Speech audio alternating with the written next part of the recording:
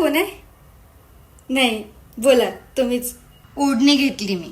मग नाही का मागच्या वेळी तुम्ही अचानक साईला फोन देऊन दिला. चांगलं वाटते का असं? नाही बा, मी तर संस्कारी आहे ना. पण मग मी ओढणी घेत असतो सगळ्या गोष्टीवर.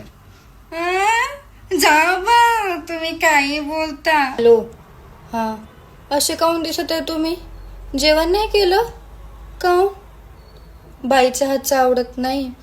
अशी कशी स्वयंपाक नाही करत ते चांगली? माझा नवरा बिचारा उपाशी जाते. मग तुमची मी बायको झाली तर मग तो तुम्ही माझा नवरा झाले ना, म्हणून मग मी तुम्हाला नवरा म्हणते.